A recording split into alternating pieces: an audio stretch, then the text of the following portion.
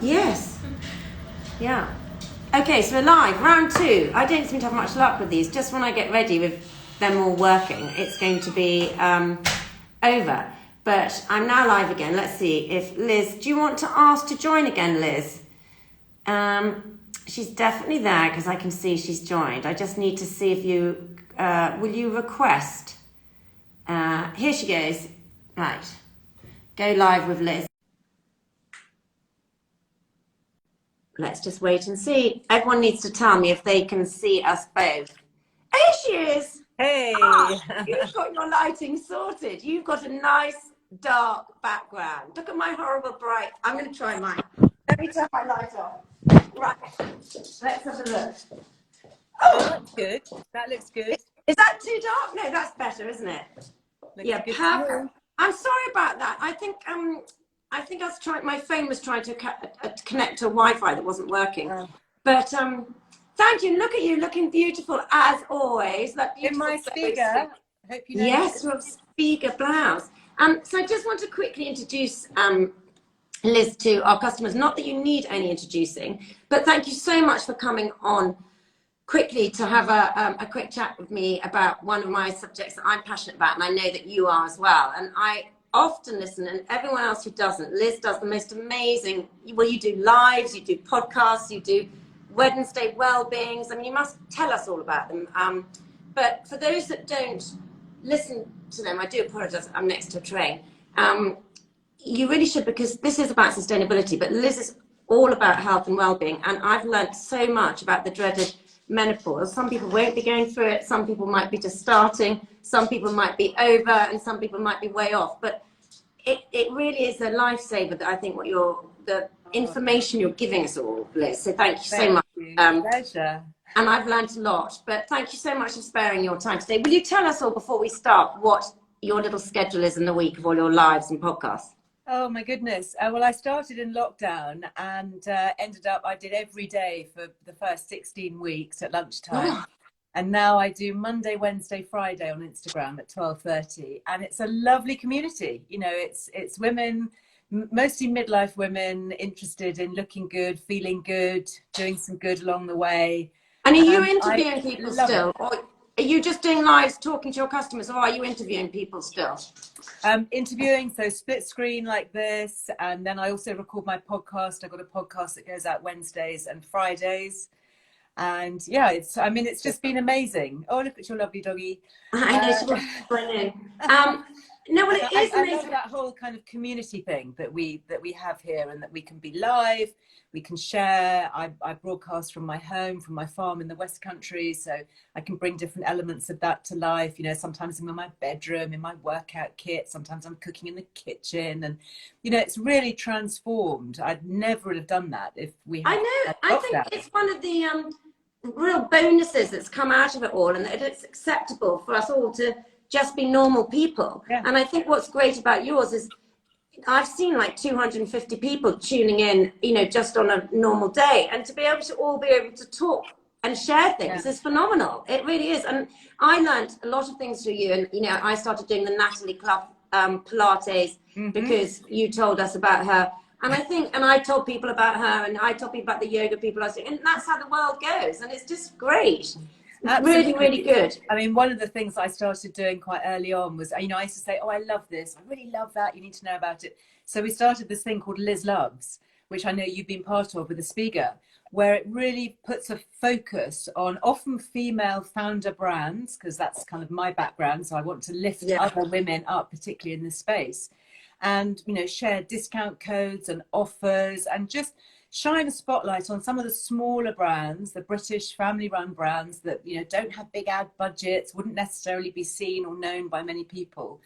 And it's really helped a lot of other businesses as well, which is just such a great, great attribute. Well, it really has. I saw you doing Chalk Farm the other day, and the Naked Pharmacy with the saffron de-stress pills, which I'm taking now. And in fact, I wanted to bring them up because they were really good sustainable packaging. They came, so rather than get the bottle again, when you reorder, they come in a nice paper bag, you know, so you just pour the pills into your bottle, which, you know, all of that just makes sense. So I think if it's, you know, you've worked out the community, people work out the community of things that they're interested in.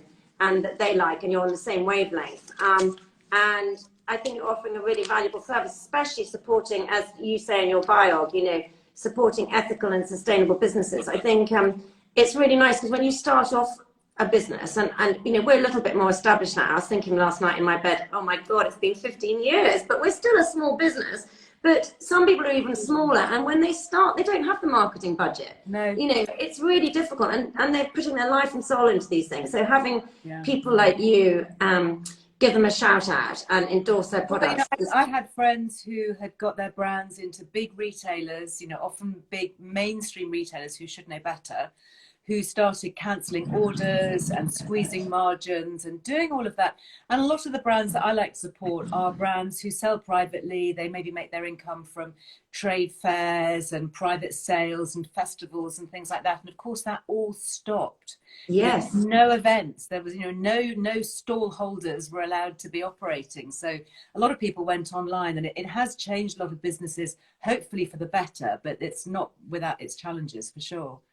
No, you're absolutely right. And for many of us who are lucky enough to be online, we are so grateful for that. And I was saying yesterday, you know, even though I'm an online business, everyone needs to get out and support their small high streets now. You know, they need to go and find those little indie shops and, you know, go shopping this weekend, and just, even if it's just small purchases, just buy little things to support them, because they've had a tough time. And again, you know, a lot of them didn't have websites, but the good thing is that it doesn't cost so much to set up a website these days. You know, like in my day and in your day, you know, you get quoted £30,000. Websites were so new. Now you can go and buy Shopify off a thing, and almost, I've got a friend who'd set one up brilliantly, and it took her, I think, sort of 5 days. I mean, pretty full on 5 days. But anyway, so on the subject, so what I'm doing for any of your customers, community that might have. Yeah, I can see some familiar names. Hi guys, nice to see you. Wait, I have to put my glasses on to be able to read. So for any of your lovely community that's tuned in, we are a small brand that Liz has. Liz very sweetly wears our stuff and tells people about us from time to time, which we are so grateful for, and always looks amazing in our products. But one of the things that I've made a commitment to do is this year, after watching, you know, the Blue Planet, not the Blue Planet, Planet on Life on Our Planet, that really made me cry to begin with, or want to cry. You know, David, you know, was talking, it sounds like I know him, but I feel like I do, but I don't. So David was talking about things that we can all do. And one of the things I thought is that, you know, a bit like you, I have a small platform, not as big as yours, but I have a platform, and I've committed to use my voice and the business's voice, not so much, you know, about Aspiga products, but about sustainability generally, all the little things we can do in our life. And so I'm doing these series of chats, and I think you're number 4 or 5 or something, and we've got another couple left this week with different people in different areas. Yesterday was lovely Alexander Dudley talking about food waste in the kitchen and tips to reduce, you know, food waste in the kitchen. But I wanted to have you as part of the list, and I'm so glad you agreed, because I think for you, from listening to the snippets, I don't listen to all of your podcasts and lives, but some of them, that it is an important part for you. You're always sort of saying, this is really good because this means I can reduce waste here, or this comes in this sort of packaging. So you agreed to sort of talk to us about some of the things and brands and ways that you have incorporated in the last 2 years into your, you know, shopping habits, or how you've changed as a family and as an individual. And I'd just love to hear some of those sort of tips and things that you're doing. Well, I think the first thing is I've really tried to cut back on plastic, single-use plastic, and because it's just something that we can hopefully all take out of the chain. And yes, I know, you know, you can recycle, but actually it doesn't remove it from the chain. Yeah.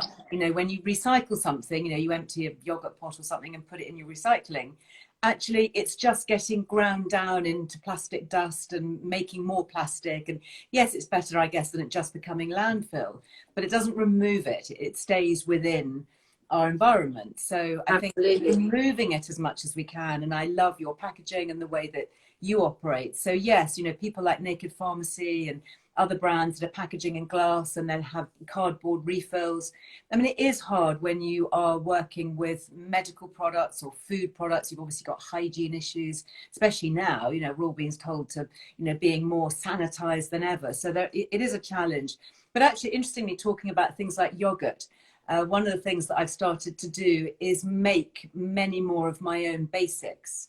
So yogurt is a great case in point. It's so easy to make your own. You start with just a good quality yogurt, you know, your favorite brand, as long as it's live. That's the key thing. It's got to have the live cultures. So there's got to be live yogurt, and then, or you can buy, you know, live yogurt starter cultures, and then you just use your favorite milk and you culture it overnight. Literally, you're just leaving it somewhere warm, you know, like next to the boiler or on a radiator or somewhere like that. And in the morning you have yogurt.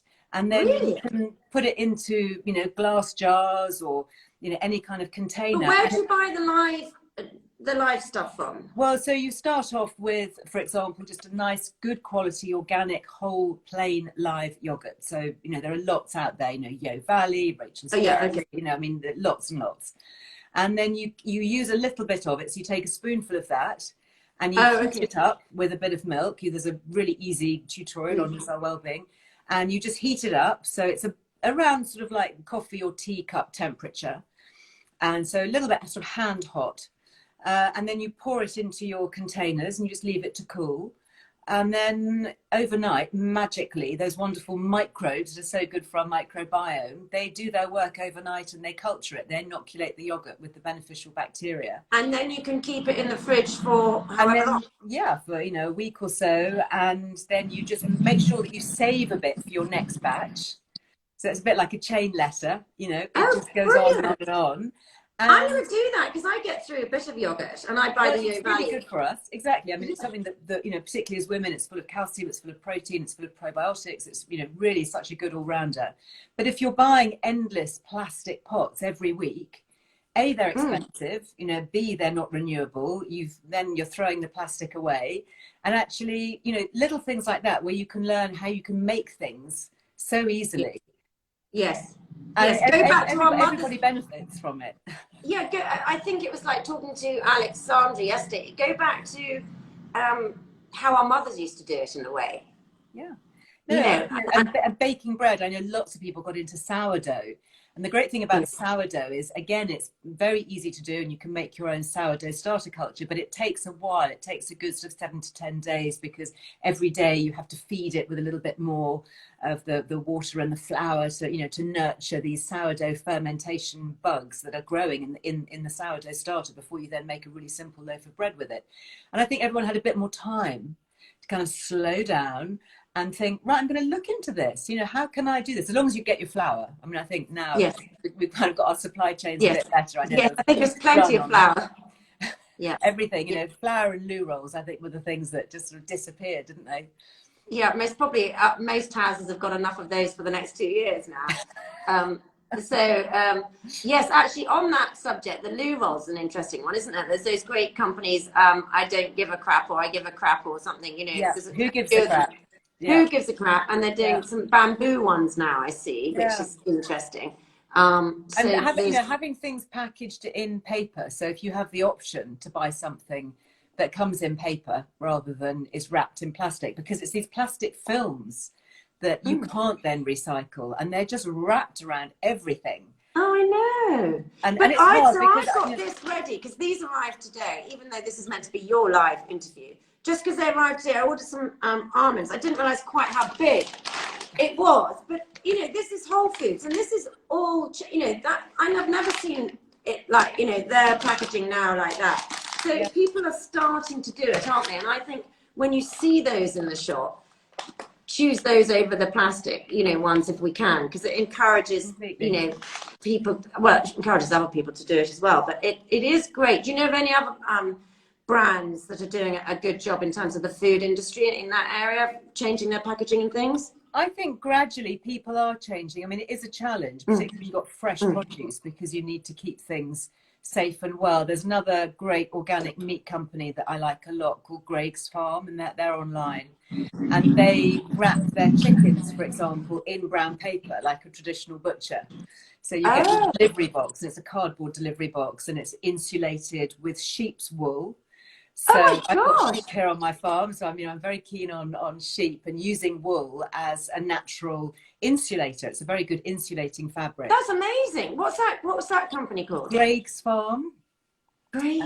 Yeah, and Greg's Farm Organic, and more companies are doing that. And I think it's just putting the word out, saying if something comes packaged not in a way that you like, just taking the time to ping off a quick email or a quick message on social media to the company and saying, love your brand, but I'd love it even more, and I will continue to repurchase it if you could change your packaging. And it is always, it's consumer power, it's pester power at the end of the day, because you can vote with your purse. And you can say, I'm not having this. I'm going to buy the competitor because they've taken the time to do a bit more research and invest a bit more perhaps in their packaging. But I think you're right also. It's not difficult if we are on Insta or Facebook ourselves to do that quick, message to people, because they don't like it. And if enough people say, I love your product, but, because someone said in one of these interviews the other day, which was a great idea, send back their too much plastic packaging back to the chief exec. And I know the guy at Sainsbury's, or one of the guys recently said one of his biggest inboxes full of people, saying this about the plastic, which is great because that makes them go and do something. But actually, that's a bit more effort than actually, not saying don't do that. That's good as well. But maybe send those, quick Facebook or Insta messages or emails. Will help get the point across to the people who are the worst. It really does. I've worked with big corporations in the past, and if enough people are messaging, there's always the debrief, usually either at the end of the week or the Monday morning, saying, what were the key messages, what were people talking about, what are customers wanting, what are the issues. And as you say, if a CEO has an inbox flooded with information on one particular subject, then it does make a difference. It will take time. I mean, I know, having been involved with big companies, the supply chain can be very lengthy.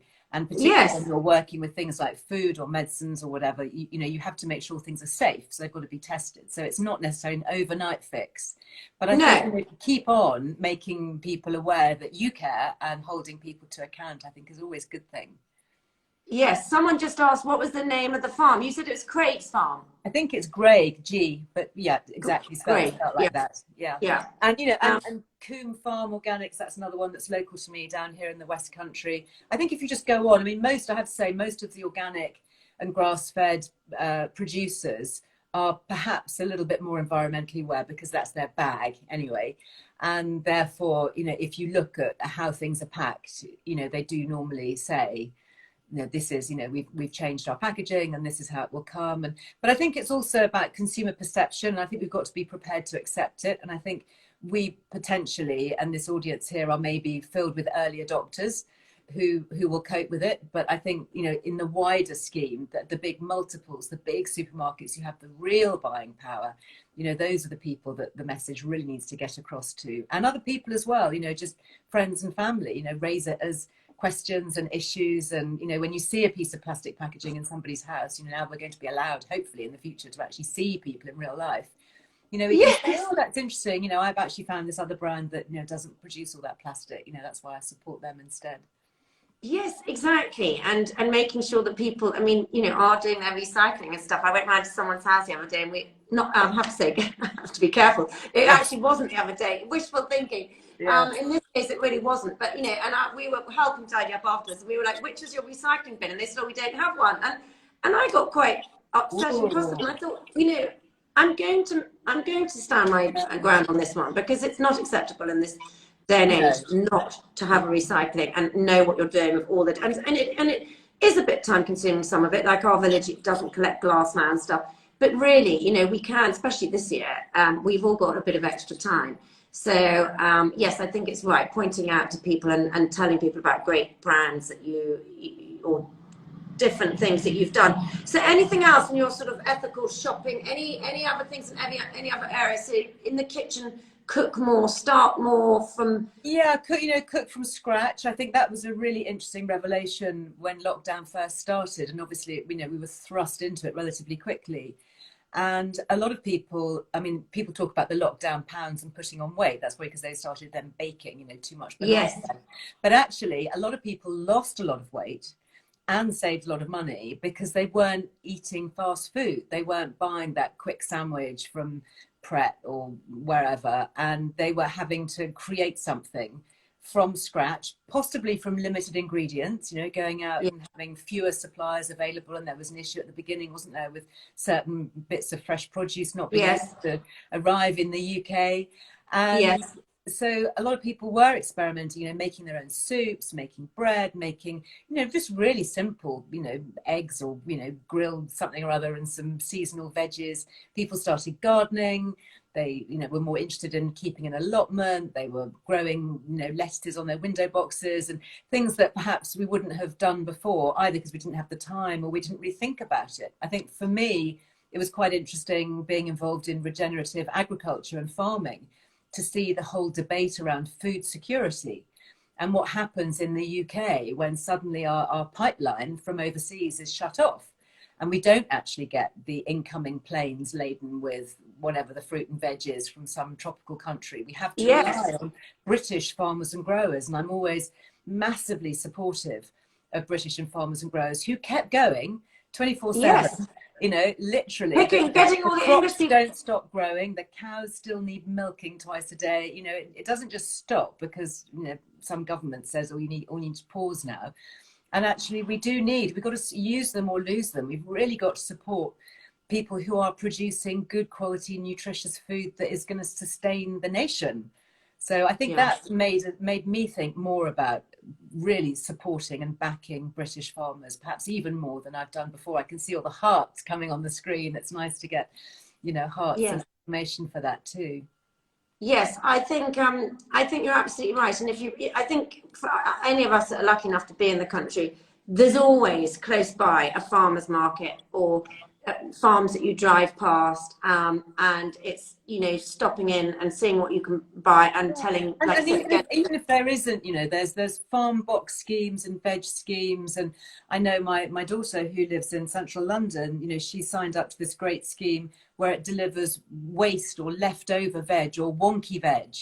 So misshapen fruit and veg, odd box, exactly, that supermarkets won't take, that would otherwise just go to, you know, to landfill or rot on the ground. And she sends me pictures of the most weirdly shaped vegetables, but it's just fantastic. It's really cheap. It's very fresh. It's local, which means that it won't be sprayed or coated in as many herbicides or post-harvest treatments that they need to keep something fresh because they've got to transport it halfway around the world. So it's likely to be fresher and more nutritious. And it's just a win-win situation. So I think there have been some chinks of light amongst all this dreadful gloom. I know there have been. It's been really weird, and I think we have all become more in tune to the seasons and the weather and what goes on our doorstep. You know, I've never seen our footpaths at home so well trodden and Clapham Common so well worn. So people are outside, and I think, you know, hopefully out of all this awfulness, there will be some of these things that people, you know, certainly I started growing my own veg this year for the first time. I know you've been doing yours for a while, and I've been jealous, but, you know, I don't have a big garden, and I'm not around much in the normal year. So I've really enjoyed slowing down, but I've got such pleasure from growing my vegetables. I mean, you don't need much space. You really don't. You know, no, you don't. You can grow tomatoes on a windowsill, as I said, you know, cut and come again, lettuces and salad leaves and rocket and things like that are really nutritious and very expensive to buy. And actually, you can buy seeds. I think that was one of the other things that went out of stock really quickly, wasn't it? Seeds, because everyone started planting. Yes, you're absolutely right. It was. And Sophie, who is listening, who does our social media, she's in Spain, and she's got a little balcony. Okay, slightly better weather than Spain, but she's had a great little vegetable garden that she shows me all her tomatoes and all the stuff that she's been growing and living off this summer. What you can grow, you know, peppers, and I can see all the comments, you know, coming in, you know, potatoes in a bucket, and it's really satisfying. And, you know, microgreens, you can grow those on a windowsill, and they're just great to add to virtually anything. And kids love it too. They love to see the cycle of how things grow and what they taste like, and, you know, completely different, so fresh to be able to just pick it and eat it straight away. Absolutely. And I think, like you said, again, if you think about growing you know, like cress and herbs, you know, like the, and what are they called? The seeds that sprouts, which is so good for you. Yeah, alfalfa Those sort of and things. mustard cress. Yeah. Yeah, they come in so much plastic, even in Whole Foods, you know, they do. So all of this is a little bit more, you know, being sustainable, I think, is a little bit more time consuming in some areas, isn't it? But the glow you get. Not in the big scheme of things. I mean, you know, I've made some yogurt yesterday. I was interested just to see how long it took from start to finish, and it took me about 40 seconds. You know, I mean, it's a lot quicker than picking it up from the supermarket shelf. That does sound quick, but then going, like, I drive to our zero waste shop to fill up my shampoos and my stuff. But actually, what I put on my grid yesterday or today was, you know, the little ones, the little sachets that you pop it back in to clean your flash bathroom cleaner and your window clean and all of that. So you're not buying. So when I don't get to zero waste shop, I can just put the pods in. So that's not time consuming. And they all come in a very small, and they take up much less space. They come in a small box of paper, and they're all in paper boxes. Really good. Yeah. And what about anything else in terms of clothing or, you know? Clothing, I'm much more aware of, actually, because obviously I do promote a lot of different fashion brands on my Instagram as well. And so I'm always conscious, you know. Yeah. I've always been slightly conscious, but now I'm even more conscious. And, you know, my team will send me something, and, you know, the first question is, well, what's it made of? You know, what's the fabric? So yeah. And when did that change? Do you think that's really, that was, I guess I've always been aware of it. But if I'm going to say, well, this is a Liz Loves, so I'm going to talk about this product and wear it and talk about the benefits of it and promote this brand, then it's got to stand up to that scrutiny. So it's got to be, you know, I talk about bamboo or cupro or silk or organic cotton, a lot of organic materials. Obviously, I saw there was a comment earlier coming up about organics, you know, looking at the water consumption for growing cotton, for example. I mean, you know all of this because fashion's your area. So I guess you're putting fabrics under the spotlight all the time, aren't you? And saying, well, we're going to choose this one, but not that one because of what it's made of.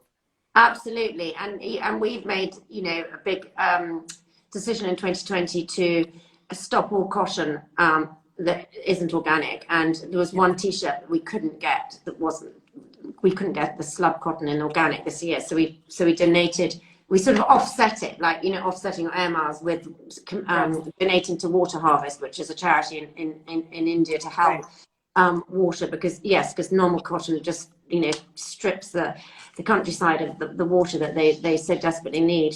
So yes, it's an area that's one of our, you know, key KPIs to always be improving, and things are changing. I mean, the really exciting thing about this agenda is that everything is changing in all areas, you know, and you know, electric cars, which I'm planning to move to, but as someone said to me, you know, a couple of people have said to me over the last few months, you know, the most sustainable thing you can most probably do with your car is actually run your old one into the ground and keep it for another 10 or 15 years, because just making everything, it's consumerism. I think we all have to just slightly slow down, you know, like making a new car. And, you know, there are big arguments. I'm not an expert on electric cars, but there are big arguments about the polluting materials that go into the batteries to charge them that aren't used in conventional engines. So, you know, it's like unraveling a ball of string. You know, once you start to pull the thread, you become really aware of other things. I mean, I'll give you an example, and I know Kenya is close to your heart, as it is mine too. We've both got very strong connections. I've got family there and family working there and living there. I've had a home in Kenya for many, many years.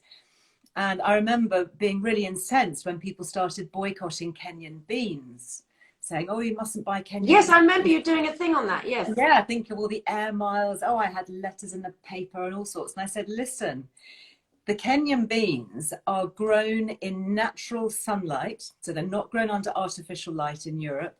They're hand-picked rather than being picked by machinery that's using fossil fuels. And they're loaded into the holds of planes that are already in the sky. These planes are already there flying tourists, you know, back in the day, and business people and aid workers and all the rest of it. So in a way, they're completely carbon neutral compared to a bean that might be grown in Eastern Europe under artificial heat and light, fed a lot of fertilizers to keep them going, picked with mechanization, and then trucked across Europe in refrigerated containers.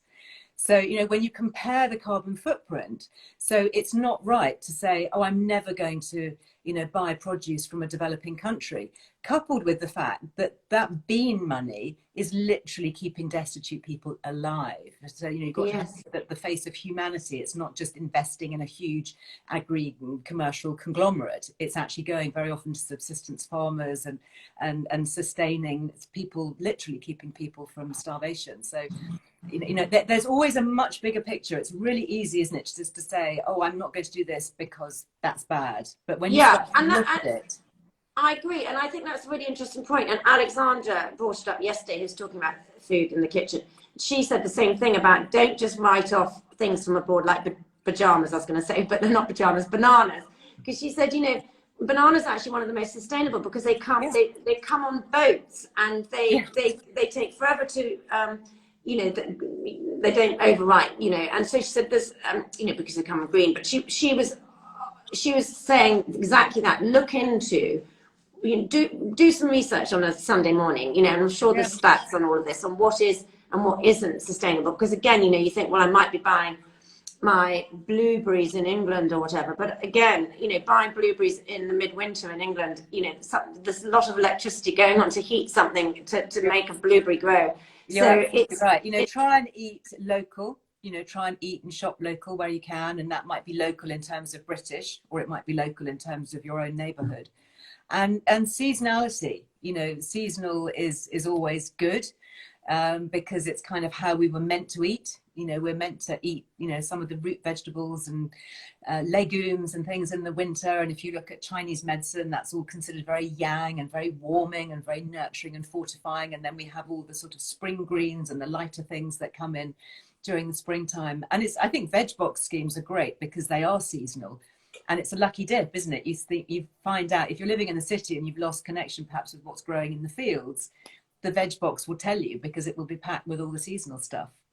Yeah, I think veg boxes are brilliant and they make people experiment a bit more. And also, I think, you know, I was talking to Emma Sims Hilditch on Friday, and her husband, who've both become vegans, which I haven't gone down that route yet. But you know, talking to them and then sort of looking at what was in my cupboard and talking to other people, that a lot of those products stretch a very long way. A lot of the lentils and the chickpeas and all of those things do stretch a long way and are good at storing in a raw, you know, in a state that isn't fresh. Those are most probably all very good as well. But then also a lot of those ingredients, you know, particularly that vegans are eating, are coming from a long way away. You know, if you've got quinoa coming from South America and lentils, you know, coming from Asia, and, you know, they're not local to here. They're not local to Britain. No. So how to find out if they've been shipped by sea or air? It's difficult, isn't it? I wonder if anyone knows of some sort of website or something that we can find out whether they've been shipped by sea. Food miles, and there's very often displacement of people, particularly in developing countries when crops get overgrown. I know there's been, you know, big issues about quinoa in Peru because it was supposed to be, you know, eaten by the local people. It's very nutritious, but if they export it all, then there's nothing left for them to eat. So, you know, again, it's that teasing out of that piece of string. Yes, and the fair trade and unexpected consequences and unintended, you know, you think you're actually doing good. And for me, looking at regenerative farming, you know, the greenest thing that you can do is eat grass-fed beef or lamb, because it's just eating grass, which we can't eat as humans. So it's, you know, it's 90% of the animal feed from animal farming is actually stuff that we... Sorry, I got a pause there. You know, that then gets converted into nutritious, you know, milk or dairy or meat or whatever that we can eat. So, and we need animals grazing on the land because we need them to fertilize pasture, to protect the soil's microbiome, to capture carbon. You know, cows capture far more carbon than they emit. So do they? So I know. So you never hear these facts, do you? Well, you know, head on to Liz Our Wellbeing, because we will tell you how it is. Yes, and someone just said she listened to your listened to the one about the fair trade produce, because that's very interesting, isn't it? Or what is fair trade and what isn't fair trade? Yeah, fair trade. I like fair trade because they give back to their communities. They pay a premium, and they're one of the very few certification bodies that has a totally transparent audit trail. So, for example, I've got a little necklace on here that I make. I have a little fair trade jewelry line, and when I was looking at gold, when I was looking at setting up this jewelry company, I said to the people who I was working with, where does the gold come from? And they said, well, we can't tell you. And I said, yes, but you can roughly tell me where it comes from. I don't think you need to know the exact mine, although that would be nice. You can tell me the country it comes from. And they said, well, no, we can't, because it all goes into this big melting pot. So, you've all heard of blood diamonds, and actually gold mining is a really murky, obfuscating business. And when you start having high value items like gold and precious materials and gemstones, there's a lot of people trafficking and funding of terrorism and all sorts of really nasty, bad stuff that goes on. And I thought, I want to design a lovely jewelry range. I don't want it to have any traces of any of that. How do we get the audit trail? And Fair Trade actually have a Fair Trade certification for gold. And I was the first white person, let alone white woman, ever to go down a Kenyan gold mine, working with Fair Trade, because I'm one of their ambassadors. And it was just extraordinary, the amount of detail that they go into to protect the people, protect the environment, pair fairly, make sure that there is no exploitation or indentured labor or slavery. And that's just one example. So when you do buy things that are fair trade, whether they've got the fair trade label, if it's gold or coffee beans or sugar or chocolate or whatever it is, or cotton, you are at least protected as a consumer to know that the work has been done. Somebody has actually done the due diligence, that it's good. So that's a good point. And I think if when we go in to buy our Christmas presents in certain shops, which I won't mention, that we all know quite well, that are trending at the moment or whatever, ask those questions, because the more people who ask them, the more shop assistants will feed back to the manager and the owner, and vice versa. So I think it's being aware, asking the questions, and reading up and listening to your podcast, and looking at Liz Earle Wellbeing website to get all these facts and information, because things change daily. Things do, well, not daily, but more information comes out, and there's often, I've been writing and researching about health and wellbeing for 35 years, and there's so often a hidden agenda and a vested interest that's behind a press release, and skewed data, hidden facts, hidden statistics. One of the nicest podcasts actually that I recorded recently, if anyone wants to take a listen, is with Patrick Holden, who was the director for decades at the Soil Association, and then he set up the Sustainable Food Trust. And he is fascinating on food production. And so many people have contacted me after that podcast to say, I thought that would be a bit dry, just talking about like organic farming or something. And actually, oh my goodness, it is mind-blowing. And he's really challenging on what we can do as consumers. And it's very empowering, because at the end of the day, knowledge is power. And if we know this stuff, we can wrest back a bit of the power from corporations and make our own minds up about where we want to spend our hard-earned cash. Because at the end of the day, we've all got to eat something. So let's make the best choices, the wisest choices, which often also indirectly turn out to be some of the healthiest choices too. Yes. And sometimes, when people say, oh, it's okay, for you, or, these things are expensive. Yes, certain things are expensive. And yes, the organic chicken, if you're feeding a family of 6, is more expensive. But there's certain things that aren't, like the zero waste shops. You are not spending more because you're not buying all the outside. You're only buying the inside. And it's about reframing things. So, I think we should eat less meat, but better quality. So, rather than having a cheap chicken sandwich, for lunch, every day or whatever. It comes in plastic. It's like, okay, once a week, maybe I'll have a really nice bit of organic chicken, and then I'll buy a whole one, and I'll make soup with the carcass, and I'll make broth, or I'll then pick over the bits and make an extra risotto using lots of rice and lentils and things. So I think it's about being a bit more mindful overall, I think, and perhaps that's what lockdown has taught us, to be a bit more mindful in our choices overall. I think you're absolutely right, and I think that's a really nice thing to take away, is that one thing that we've all had more this year, although I feel like in some ways I haven't, but I clearly have, because I've had a vegetable garden going, is time. And with that time, rather than, mindlessly sometimes watching some of these, great movies on Netflix, be more mindful about, which I think everyone has been, like neighbor, what's going on to other people. So I think being mindful about what you're buying, and how you're buying and how much you're buying. And I'm not perfect. I find myself and I think, oh my God, I've just bought something else on Amazon I keep trying to stop buying from. I know. And I find it so difficult because, you know, living in the country and you're busy and you know it's going to come. So but maybe being more mindful and setting a challenge to yourself on how often you put that order in, or, you know, bulking everything together or things like that, just thinking more about. And, you know, little things. What, you know, when I'm in Kenya, and I'm usually there, you know, once or twice a year because I have a charity and we run various projects out there, and I like to go and see for myself, you know, how it's doing and make sure that the money's being well spent. Yes. And, you know, as you know, over there, power is very expensive and very difficult. And so if you boil a kettle, for example, they would never just boil a kettle and leave it. You'd boil a kettle and you make your cup of tea or whatever, and then the boiling water goes into a thermos flask. Yes. So the next time you need to boil a kettle to make a cup of tea or coffee or whatever, you've got a thermos flask full of boiling water. So, yes, you know, if we all did that rather than just flick a switch on an electric kettle, and you know what happens, you know, like during the key movies over Christmas, you know, the National Grid has to know the programming schedule for the big movies, because they know that in that commercial break, there'll be a massive surge of power needed to supply the country because everybody's switched their flipping electric kettles on. Yeah. So, you know, if you take away one thing from this podcast, get yourself a thermos flask. Well, funnily enough, boil your kettle and keep your hot water.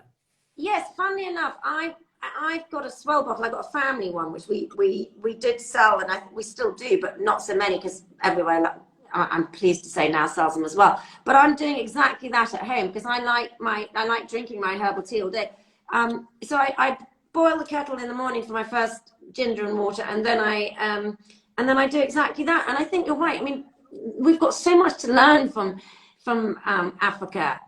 Or any developing country. And my mother was saying she's reading this book on life, you know, when she grew up in the 30s and 40s. She said, you know, people just didn't have anything. She said, you know, however much money people had or whatever class, they just didn't have. There weren't the toys, there weren't the things. No. And I said, Mum, it's still like that. In Africa, your kids will play with a coat hanger all day. They don't have a room full of 500 presents, you know, and there's so much to learn from them. They fix every bicycle, don't they? I mean, a bicycle is a bicycle. It never stops working. No, I mean, everything, you know, the whole repair thing. I'm fascinated by the Repair Shop, you know, TV program.